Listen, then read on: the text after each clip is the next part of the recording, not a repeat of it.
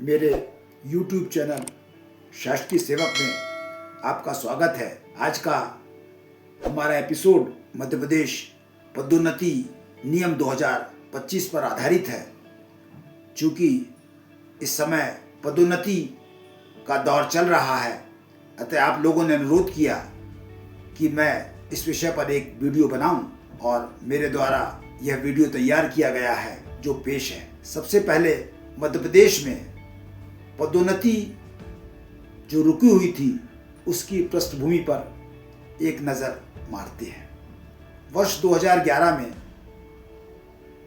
RB. राय द्वारा एक petition Madhya Pradesh high court में दायर की गई, जिसमें मध्य प्रदेश लोक सेवा पदोन्नति नियम 2002 को संविधान के अनुच्छेद क्रमांक 4A, 4B एवं 335 के अंतर्गत चुनौती दी गई। इस याचिका का निर्णय माननीय हाईकोर्ट द्वारा 30 अप्रैल 2016 को दिया गया। माननीय हाईकोर्ट के निर्णय के अनुसार मध्य प्रदेश लोक सेवा पदोन्नति नियम 2002 संविधान के अनुच्छेद क्रमांक 4A, 4B एवं 335 के अनुरूप नहीं है तथा इस नियम के अंतर्गत की जाने वाली पदोन्नति संविधान के अनुरूप नहीं है। इसमें कहीं ना कहीं समर्थ की प्रशासनिक दक्षता एवं प्रतिनिधित्व, किसी वर्ग विशेष का प्रतिनिधित्व प्रभावित हो रहा है। सरकार द्वारा इस निर्णय को माननीय सुप्रीम कोर्ट में चुनौती दी गई। सरकार द्वारा SLP विशेष अनुमति याचिका 13,954/16 दायर की गई, जिसके अंतर्गत माननीय हाईकोर्ट द्वारा दिए गए निर्णय के संबंध में तो कोई टिप्पणी नहीं करी, परंतु यथास्थिति बनाए रखने का आदेश, अंतरिम आदेश जारी किया गया। सरकार द्वारा सुरक्षित मार्ग अपनाते हुए आगामी आदेश तक लोक सेवकों की पदोन्नति पर रोक लगा दी गई। हाईकोर्ट और सुप्रीम कोर्ट में पेशियां चलती रही, परंतु कोई निर्णय न आने के कारण एवं राज्य की शासकीय सेवा की व्यवस्था बिगड़ने एवं कार्यकुशलता प्रभावित होने के कारण सरकार द्वारा पदोन्नति नियम तैयार करने का निर्णय लिया गया। और इस परिप्रेक्ष्य में सरकार द्वारा मध्य प्रदेश लोक सेवा पदोन्नति नियम 2025 जारी किए गए। अब हम इन नियमों की सरल भाषा में व्याख्या करेंगे। यह नियम 1 से 26 तक के हैं। मैं आपको सरल भाषा में इसके प्रावधान के बारे में विस्तार पूर्वक बताऊंगा। जैसा कि आप जानते हैं, कानून में हर नियम में पहला जो नियम होता है वह संक्षिप्त नाम तथा प्रारंभ होता है। इस नियम का नाम मध्य प्रदेश लोक सेवा पदोन्नति नियम 2002 है तथा यह 19 जून 2025 से प्रदेश में लागू हुआ है। नियम क्रमांक 2 परिभाषाओं से संबंधित होता है। इसमें अनेक परिभाषाएं हैं, परंतु मैं केवल उस परिभाषा के बारे में चर्चा करूंगा जिसके बारे में आपका जानना जरूरी है। बाकी सभी परिभाषाओं के अर्थ से आप वाकिफ हैं। सबसे पहले सेवा की मैं बात करता हूं। इसमें कौन सी सेवा शामिल होंगी? इसमें मध्य प्रदेश की सभी शासकीय सेवा शामिल होंगी। इसमें जो शामिल नहीं होंगी वह हैं भारतीय प्रशासनिक सेवा, भारतीय पुलिस सेवा, भारतीय वन सेवा, उच्च न्यायिक सेवा एवं राज्य पुलिस सेवा, राज्य प्रशासनिक सेवा, राज्य वन सेवा एवं राज्य वित्त सेवा। इन सेवाओं को छोड़कर यह नियम सभी सेवाओं पर लागू होंगे। दूसरी परिभाषा है चयन वर्ष। चयन वर्ष वह वर्ष होगा जिसमें 1 जनवरी से लेकर 31 दिसंबर तक की रिक्तियां भरी जाएंगी तथा इस वर्ष से पूर्व के वर्ष में डीपीसी का आयोजन किया जाएगा। तो यह वर्ष चयन वर्ष कहलाएगा। डीपीसी जिस वर्ष में आयोजित होगी उसका अगला वर्ष चयन वर्ष कहलाएगा। अब तीसरा हमारा नियम आता है प्रयुक्ति, कि यह कहाँ पर लागू होगा। तो हमारा यह जो नियम है, यह नियम मध्य प्रदेश सिविल सेवा नियम 1961 के जो उपबंध हैं उनको किसी प्रकार से प्रभावित नहीं करेगा, उन पर यह लागू होगा। परंतु मध्य प्रदेश लोक सेवा आरक्षण नियम 1994 पर यह नियम लागू नहीं होगा।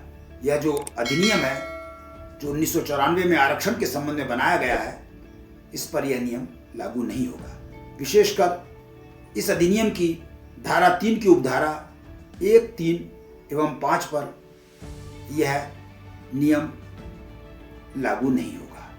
नंबर 4 पर आता है पदोन्नति हेतु आधार।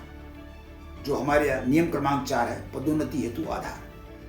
तो पदोन्नति हेतु जो आधार होगा वह प्रथम श्रेणी के पदों के लिए योग्यता सह वरिष्ठता होगा तथा अन्य पदों के लिए वरिष्ठता सह योग्यता होगी। 5वां हमारा आता है आरक्षित पदों की गणना। नियम क्रमांक 5 आरक्षित पदों की गणना। यह सबसे महत्वपूर्ण नियम है क्योंकि यही नियम हाईकोर्ट और सुप्रीम कोर्ट में चैलेंज किया गया है। इसके अंतर्गत आरक्षित वर्ग के प्रतिनिधित्व एवं प्रशासनिक दक्षता एवं सवर्ग की सेवा की प्रशासनिक दक्षता को ध्यान में रखते हुए बनाया गया है। इसमें यह है कि जो आरक्षित वर्ग के अनुसूचित जनजाति के पद हैं जिसके लिए 20% आरक्षण दिया गया है, उसमें प्रशासनिक दक्षता एवं प्रतिनिधित्व को ध्यान में रखते हुए एक फैक्टर निर्धारित करना है और उस फैक्टर से आरक्षण के प्रतिशत का गुणा करना है। यह फैक्टर 0 से 1 होगा और इसी प्रकार से अनुसूचित जाति वर्ग में भी फैक्टर y का गुणा करना है। यह x और y की वैल्यू जो है वह 0 से 1 होगी। x और y की वैल्यू निर्धारित करने के लिए एक समिति का गठन किया जाएगा। इस समिति में विभाग के भारसाधक सचिव अध्यक्ष होंगे, विभागाध्यक्ष सचिव होंगे तथा सामान्य प्रशासन विभाग का एक अधिकारी जो उप सचिव स्तर से निम्न नहीं होगा वह सदस्य होगा। अगर उपरोक्त तीनों में से कोई भी अनुसूचित जाति एवं जनजाति वर्ग का नहीं है, उस स्थिति में अनुसूचित जाति एवं अनुसूचित जनजाति वर्ग का एक अधिकारी जो द्वितीय श्रेणी से अनिम्न नहीं होगा वह सदस्य होगा। यह समिति प्रत्येक सवर्गवार x और y का मान निर्धारित करेगी। यदि पर्याप्त प्रतिनिधित्व एवं प्रशासनिक दक्षता के संबंध में कोई विशेष परिस्थिति न होने पर सामान्य रूप से x और y का मान 1 निर्धारित किया जाएगा। परंतु यदि x और y का निर्धारण 1 से कम होता है, उस स्थिति में इसका अनुमोदन एक अन्य समिति से लेना होगा जिसकी अध्यक्षता हमारे मुख्य सचिव करेंगे। उस समिति में विभाग का भारसाधक सचिव सदस्य होगा तथा सामान्य प्रशासन विभाग का प्रमुख सचिव भी सदस्य होगा।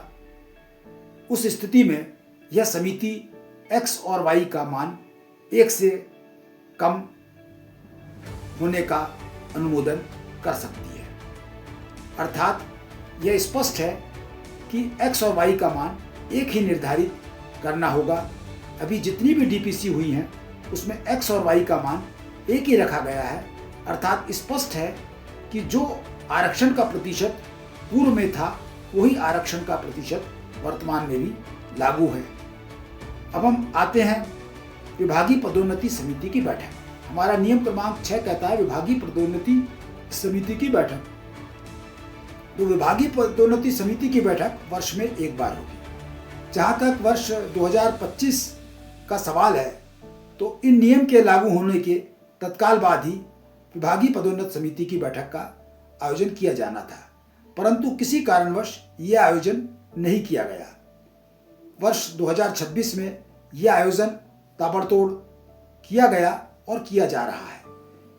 इसके अनुसार हमारे द्वारा जो रिक्तियां भरी गई हैं वह रिक्तियां हैं जो 31 दिसंबर 2025 की स्थिति में खाली हुई हैं। वर्ष 2026 में जो डीपीसी का आयोजन किया गया है उसमें 31 दिसंबर 2025 तक की रिक्तियों को शामिल किया गया है। अब चूंकि इस नियम में स्पष्ट उल्लेख किया गया है कि माह सितंबर से नवंबर के मध्य में विभागीय पदोन्नति समिति की बैठक का आयोजन किया जाएगा और आगामी वर्ष में होने वाली रिक्तियों के विरुद्ध प्रमोशन पदोन्नति इस डीपीसी में की जाएगी। अर्थात अब स्थिति यह होगी कि वर्ष 2026 में हमें माह सितंबर से नवंबर के बीच में प्रत्येक विभाग को पदोन्नति समिति की बैठक आहूत करनी होगी और उसमें जो भी वैकेंसीज 1 जनवरी 27 से 31 दिसंबर 27 के मध्य रिक्त होंगी उन सभी की पूर्ति करनी होगी। इस विभागीय पदोन्नति समिति में हमें प्रतीक्षा सूची भी तैयार करनी होगी जो अप्रत्याशित रिक्तियों के लिए होगी। मान लीजिए 2027 में यदि किसी शासकीय सेवक की मृत्यु हो जाती है या कोई प्रमोशन पा जाता है, उस स्थिति में वह पद अप्रत्याशित रिक्ति मानते हुए प्रतीक्षा सूची से वह पद भरा जाएगा। इस प्रकार विभागीय पदोन्नति समिति की बैठक प्रत्येक वर्ष आहूत करने के उपरांत शासकीय सेवक को प्रमोशन समयावधि में दिया जाएगा। अगर कोई शासकीय सेवक प्रतिनियुक्ति पर है और उसके प्रतिनियुक्ति पर आने की संभावना आगामी चयन वर्ष में नहीं है, वह पद भी भरा जाएगा, उस पद के विरुद्ध भी पदोन्नति की जाएगी। तो यह था विभागीय पदोन्नति समिति की बैठक। अब हमारा नियम क्रमांक 7 आता है अहर्कारी सेवा। हर एक पद के प्रमोशन के लिए एक अहर्कारी सेवा होती है जिसको हम क्वालिफाइंग सर्विस कहते हैं। जैसे असिस्टेंट इंजीनियर से एग्जीक्यूटिव इंजीनियर के पद के प्रमोशन के लिए यह अहर्कारी सेवा क्वालिफाइंग सर्विस 6 वर्ष है। उसी प्रकार ई से एसई के प्रमोशन के लिए यह क्वालिफाइंग सर्विस 4 साल है। तो यह क्वालिफाइंग सर्विसेज पूर्ण होने के उपरांत ही शासकीय सेवक को प्रमोशन की पात्रता होगी। परंतु यहाँ सरकार ने एक शासकीय सेवक के पक्ष में निर्णय लिया है कि यदि किसी शासकीय सेवक जो भी कैलेंडर वर्ष में अगर शासकीय सेवा में उसने प्रवेश किया है तो उस स्थिति में वह कैलेंडर वर्ष पूर्ण वर्ष के तौर पर माना जाएगा। उदाहरण के तौर पर यदि किसी शासकीय सेवा में अहर्कारी सेवा 5 वर्ष है और शासकीय सेवक द्वारा दिसंबर 2021 में शासकीय सेवा ज्वाइन की है, उस स्थिति में 31 दिसंबर तक उसकी अहर्कारी सेवा 5 वर्ष की मानी जाएगी और वह प्रमोशन के लिए पात्र होगा। इसके पश्चात हमारा जो आगे नियम है वह है वार्षिक गोपनीय प्रतिवेदन की उपयुक्तता का निर्धारण। तो वार्षिक गोपनीय प्रतिवेदन के आधार पर पदोन्नति को दिया जाना है। जो भी समिति की बैठक आयोजित होगी उसके पूर्व के 5 गोपनीय प्रतिवेदन के अंक जोड़े जाएंगे। 5 गोपनीय प्रतिवेदन के आधार पर पदोन्नति का मूल्यांकन किया जाएगा। यदि गोपनीय प्रतिवेदन 5 वर्षों के उपलब्ध नहीं है, उस स्थिति में हम पीछे जा सकते हैं। अगर 2 गोपनीय प्रतिवेदन उपलब्ध नहीं है तो उस स्थिति में हमें 7 वर्षों के गोपनीय प्रतिवेदन देखने हैं। परंतु जो करंट ईयर है, जो सबसे निकट के वर्ष हैं, उसके 2 गोपनीय प्रतिवेदन में से 1 गोपनीय प्रतिवेदन होना चाहिए। गोपनीय प्रतिवेदन की अनुपलब्धता पर हम जो है औसत रूप से गोपनीय प्रतिवेदन का मूल्यांकन भी कर सकते हैं। तो गोपनीय प्रतिवेदन आवश्यक है। यदि किसी शासकीय सेवक का गोपनीय प्रतिवेदन उपलब्ध नहीं है तो डीपीसी में उसके प्रमोशन पर विचार नहीं किया जाएगा। यदि किसी शासकीय सेवक का 6 माह से ऊपर का गोपनीय प्रतिवेदन उपलब्ध है उस स्थिति में वह मान्य किया जाएगा। अगर 2-3 गोपनीय प्रतिवेदन लिखे गए हैं तो उसका भारित औसत लिया जाएगा। और यदि शासकीय सेवक द्वारा अपना स्वमूल्यांकन कर दिया गया है परंतु समीक्षक अधिकारी और स्वीकृतकर्ता अधिकारी द्वारा कोई टीप नहीं दी गई है, उस स्थिति में वह गोपनीय प्रतिवेदन अन्य गोपनीय प्रतिवेदन के औसत के आधार पर लिया जाएगा। तो यह था गोपनीय प्रतिवेदन के संबंध में किस प्रकार की नीति अपनानी है, जो हमारे नियम क्रमांक 8 में बताया गया है। नियम क्रमांक 9 है गोपनीय प्रतिवेदन की अनुपलब्धता। यदि गोपनीय प्रतिवेदन उपलब्ध नहीं है, किसी शासकीय सेवक का गोपनीय प्रतिवेदन उपलब्ध नहीं है, उस स्थिति में उसके प्रमोशन पर विचार नहीं किया जाएगा और उस पद के विरुद्ध दूसरे शासकीय सेवक को पदोन्नति दे दी जाएगी। परंतु आगामी डीपीसी में जब तक उसका गोपनीय प्रतिवेदन उपलब्ध हो जाता है तब वह शासकीय सेवक नेक्स्ट डीपीसी में प्रमोशन पा लेगा तथा उसकी वरिष्ठता पर कोई असर नहीं होगा। उसकी वरिष्ठता वही होगी जो पूर्व में की गई थी। उसके विरुद्ध जो भी शासकीय सेवक को पदोन्नति दी गई है वह वरिष्ठता श्रेणी में उससे जूनियर ही रहेगा। तो यह था हमारा गोपनीय प्रतिवेदन की अनुपलब्धता। अब हमारा नियम क्रमांक 10 है पदोन्नति के लिए अनुपयुक्त। पदोन्नति के लिए कौन अनुपयुक्त होगा? देखिए, हमारे मध्य प्रदेश सिविल सेवा वर्गीकरण नियंत्रण अपील नियम के अंतर्गत यदि किसी शासकीय सेवक के ऊपर नियम 10 में कोई शास्ति अधिरोपित कर दी गई है, उस स्थिति में वह पदोन्नति हेतु पात्र नहीं होगा। यह शास्ति किस प्रकार से प्रभाव डालेगी? अगर शासकीय सेवक की परिनिंदा की गई है तो उसका असर 1 वर्ष तक होगा। अगर शासकीय सेवक की परिनिंदा दिसंबर में कर दी गई है तो वह अगले दिसंबर तक वह प्रमोशन के लिए पात्र नहीं होगा। इस दौरान जो भी डीपीसी होगी उसमें उसके नाम पर विचार नहीं किया जाएगा। शासकीय सेवक की तनख्वाह से अगर कोई वसूली का प्रकरण है तो उस स्थिति में वसूली होने के 1 वर्ष बाद तक सजा मानी जाएगी। 1 वर्ष तक उसका प्रमोशन नहीं किया जाएगा। यदि शासकीय सेवक के वेतन वृद्धि रुकी हुई है तो जब तक उसकी अगली वेतन वृद्धि शुरू नहीं होगी तब तक उसका प्रमोशन नहीं होगा। यदि कोई शासकीय सेवक को न्यूनतम वेतनमान पर किया गया है तो जब तक न्यूनतम वेतनमान का प्रभाव रहेगा जितने वर्ष तक, तब तक उसकी पदोन्नति नहीं होगी और जब नेक्स्ट उसका इंक्रीमेंट लगेगा तभी वह पदोन्नति के लिए पात्र होगा। तो यह था कि पदोन्नति हेतु अनुपयुक्तता के संबंध में नियम। अब हम पदोन्नति नियम के नियम क्रमांक 11 पर आते हैं, जो वरिष्ठता सह उपयुक्तता के आधार पर पदोन्नति की बात करता है। इसमें सबसे पहले हम सवर्ग में पदों की संख्या का निर्धारण करेंगे। इसको पदों की संख्या का निर्धारण किस प्रकार से करेंगे, इसको मैं एक उदाहरण देकर आपको समझाता हूँ, जिसमें आप अच्छी तरीके से इसको समझ लेंगे। जैसे मान लीजिए कोई सवर्ग में कुल पद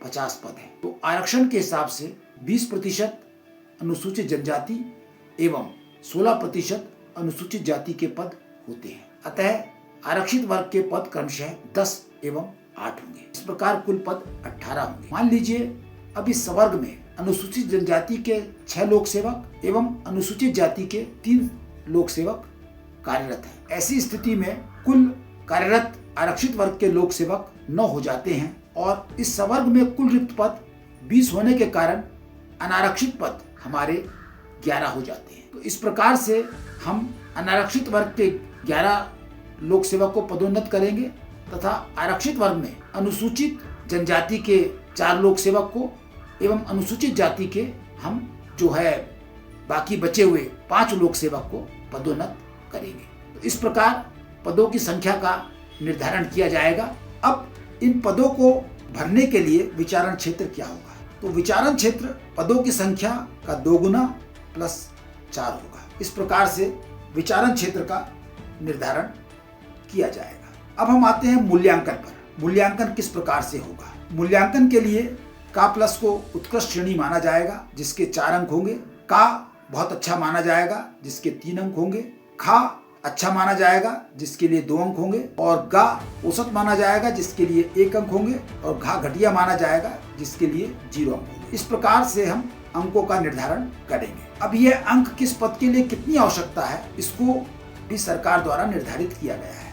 ये अंक द्वितीय श्रेणी से प्रथम श्रेणी के पदों के प्रमोशन के लिए 13 निर्धारित किए गए हैं तथा अन्य पदों के लिए यह 12 निर्धारित किए गए हैं। परंतु तृतीय श्रेणी से जो हमारे तृतीय श्रेणी के जो पद हैं उस पर भी यह 12 ही लिए गए हैं। परंतु चतुर्थ श्रेणी से तृतीय श्रेणी एवं चतुर्थ श्रेणी से चतुर्थ श्रेणी के उच्च वेतनमान पर पदोन्नति उपयुक्तता के आधार पर की जाएगी। इसमें कोई अंक का निर्धारण नहीं किया गया है। अगर कोई शासकीय सेवक जो विचारण क्षेत्र में तो है परंतु और सीनियरिटी में भी ऊपर है, ऐसी स्थिति में क्या होगा अगर हमारे पास हमें पर्याप्त संख्या में जो गोपनीय प्रतिवेदन के अंक हैं वह प्राप्त नहीं होते। अब ऐसी स्थिति में डीपीसी को यह पात्रता रहेगी, डीपीसी को यह अधिकार रहेगा कि वह 1 अंक शिथिल कर सकता है। मान लीजिए 13 अंक की आवश्यकता है तो वह 12 अंक तक कंसीडर कर सकता है। परंतु इसके बाद भी अगर लोक सेवक उपलब्ध नहीं है, उस स्थिति में अंकों की सीमा, शिथिलता की सीमा और बढ़ाई जा सकती है। परंतु इसके लिए हमें सामान्य प्रशासन विभाग से अनुमोदन प्राप्त करना होगा। आरक्षित वर्ग की रिक्तियों में जो हमने अनारक्षित वर्ग के लिए जो अंक निर्धारित किए हैं उसमें से 1 अंक और अतिरिक्त रूप से शिथिल किया जा सकता है। परंतु ऐसे लोक सेवक को आरक्षित वर्ग में ही प्रमोशन मिलेगा, वह अनारक्षित वर्ग में नहीं जाएगा क्योंकि उसने अतिरिक्त रूप से लाभ लिया है। इसके बाद हमें प्रतीक्षा सूची भी तैयार करनी है। प्रतीक्षा सूची जितनी भी पदोन्नति के पदों की संख्या है उसका 10% या 2 जो भी अधिक हो, इतनी संख्या में हमें प्रतीक्षा सूची तैयार करनी है ताकि अप्रत्याशित रिक्तियों को हम भर सकें। यहाँ एक और महत्वपूर्ण बात यह है कि अगर हमारे आरक्षित वर्ग को पर्याप्त प्रतिनिधित्व नहीं मिलता, उनके पद संवर्ग में उपलब्ध पदों के अनुसार पर्याप्त प्रतिनिधित्व नहीं करते, उस स्थिति में पर्याप्त प्रतिनिधित्व को ध्यान में रखते हुए अनारक्षित वर्ग के पद भी रोके जा सकते हैं। यहाँ कहीं ना कहीं नियमों में आरक्षित वर्ग के हितों को ध्यान में रखा गया है। इसके बाद पदोन्नति आदेश सामान्य रूप से जिस वर्ष की रिक्ति है उसके पूर्व जारी कर दिया जाएगा। तो यह हमारा नियम क्रमांक 11 था जिसमें पदोन्नति का आधार वरिष्ठता सह योग्यता था। अब हम आते हैं नियम क्रमांक 12 पर जिसका आधार है योग्यता सह वरिष्ठता। यहाँ पर सब कुछ वैसा ही है, बस केवल प्रथम श्रेणी के पदोन्नति के लिए लागू। यहाँ पर हमने जो अर्हकारी अंक रखे हैं वह 15 अंक रखे और यहाँ एक बात का और ध्यान दिया गया है कि यदि किसी शासकीय सेवक के 20 अंक हैं अर्थात सभी उसकी सीआर उत्कृष्ट श्रेणी की हैं, उस स्थिति में वह संवर्ग में सबसे ऊपर नामांकित किया जाएगा। इसके पश्चात जो भी शासकीय सेवक हैं जिनके अंक 15 से 19 तक हैं उनको एक ही श्रेणी में विभक्त किया जाएगा जिसको हम बहुत अच्छा कहेंगे और जिसके 20 अंक हैं उसको हम उत्कृष्ट कहेंगे। सबसे ऊपर पदोन्नति के लिए वह पात्र होगा।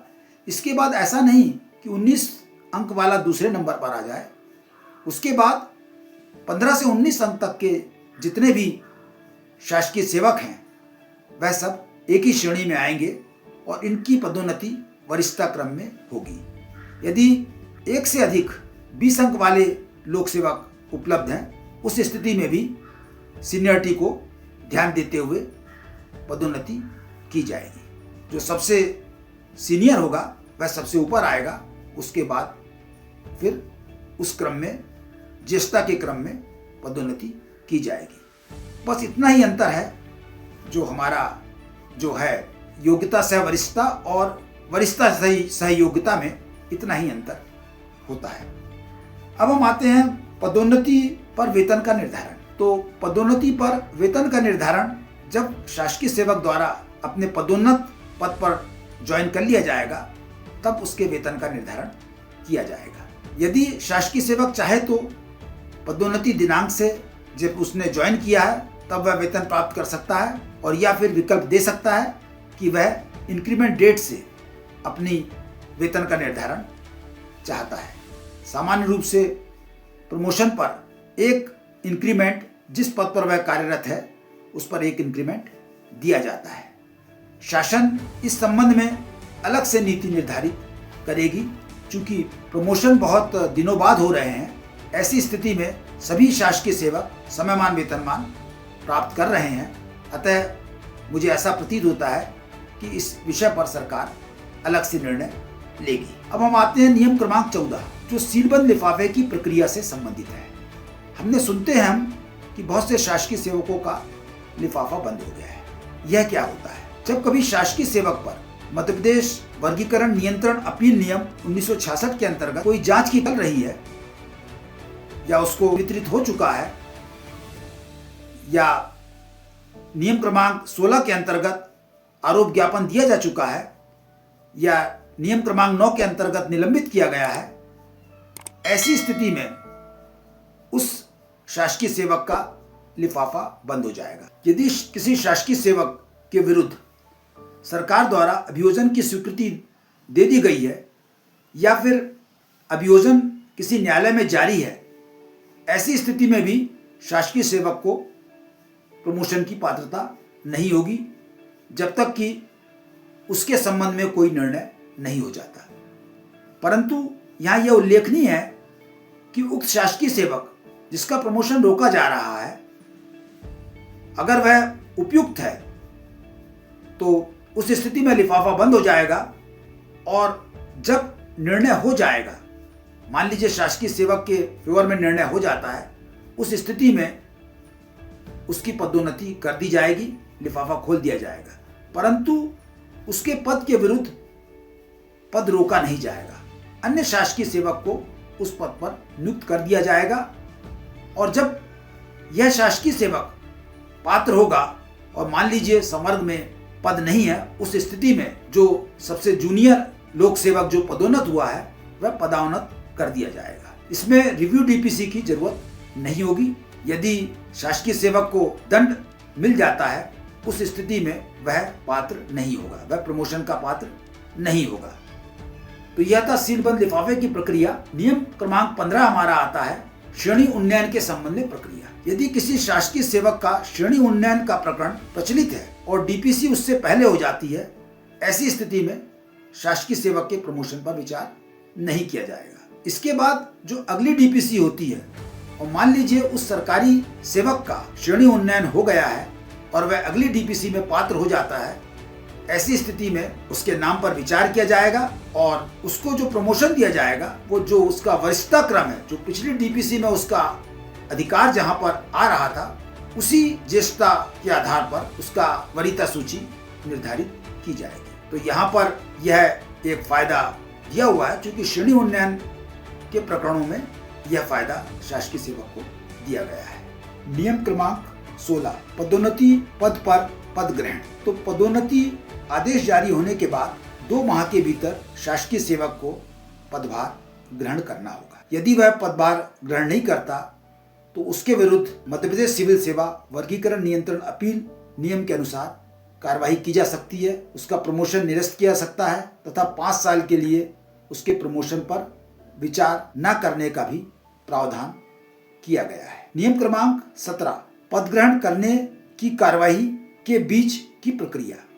यदि कोई व्यक्ति या कोई शासकीय सेवक जो पद ग्रहण नहीं कर पाया, पदोन्नति आदेश जारी हो चुका है, परंतु इस दौरान उसके विरुद्ध मध्य प्रदेश सिविल सेवा वर्गीकरण नियंत्रण अपील नियम के अनुसार कोई कार्रवाई प्रचलित हो जाती है, उसको कोई आरोप पत्र जारी हो जाता है या कोई अभियोजन की स्वीकृति प्राप्त हो जाती है, ऐसी स्थिति में उसको पदोन्नत नहीं किया जाएगा, पदोन्नति आदेश वापस ले लिया जाएगा। नियम क्रमांक 18 है पदोन्नति पर विचार न किए जाने के संबंध में विकल्प। यदि कोई शासकीय सेवक पदोन्नति पर नहीं जाना चाहता तो उसको 31 अगस्त से पूर्व विकल्प देना होगा और उसका नाम विचारण क्षेत्र से हटा दिया जाएगा। परंतु ऐसे शासकीय सेवक को अगली पदोन्नति तक समयमान वेतनमान की पात्रता नहीं होगी। नियम क्रमांक 19, प्रतीक्षा सूची में से रिक्तियों को भरा जाना। प्रतीक्षा सूची से रिक्तियों को भरा जाना। यदि कोई अप्रत्याशित रिक्ति होती है, किसी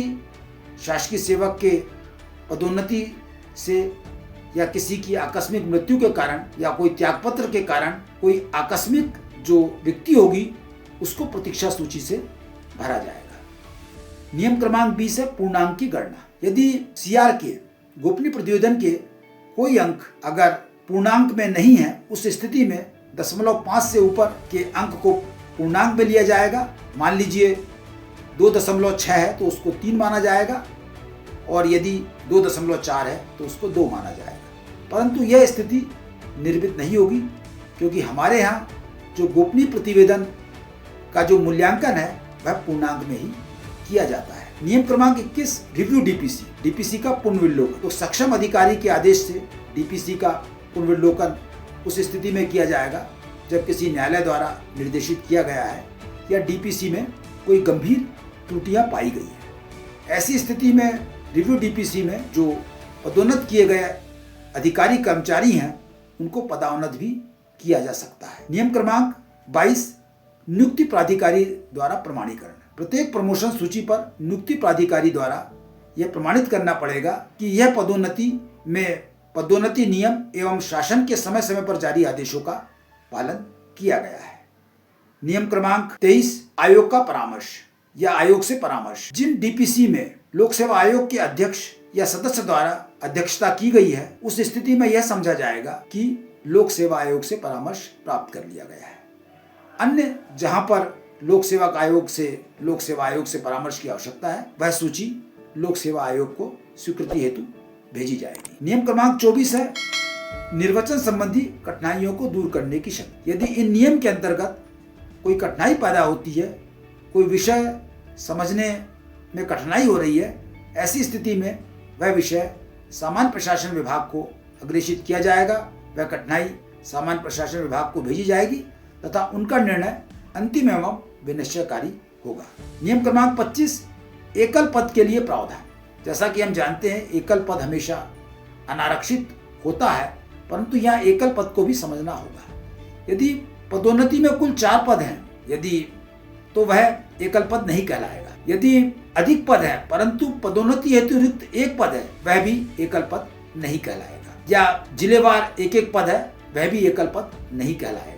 तो एकल पद वह होगा जो पूरे संवर्ग में विशिष्ट प्रकार का केवल 1 पद ही हो, जैसे विभागाध्यक्ष का पद या कोई विशेष जो एक्सपर्ट का पद है वह एकल पद कहलाएगा। और अन्यथा केवल पदोन्नति में 1 पद उपलब्ध होने से वह एकल पद नहीं कहलाएगा। हमें संपूर्ण पदों के सापेक्ष में इसको देखना होगा। नियम क्रमांक 26, भर्ती नियमों में संशोधन। इन नियमों को लागू करने में जो भी भर्ती नियम है उसमें इन नियमों के अनुरूप संशोधन माना जाएगा। अतः भर्ती नियम पदोन्नति नियम के आड़े नहीं आएंगे। पदोन्नति नियम भर्ती नियम को सुपरसीड करेंगे। इस प्रकार मैंने आपको यह संक्षिप्त में पदोन्नति नियम के बारे में बताया। आशा करता हूं कि यह जो पदोन्नति के लिए पात्र हैं उनके लिए भी उपयोगी होगा, और जो वरिष्ठ लोक सेवक हैं जो डीपीसी की प्रक्रिया करते हैं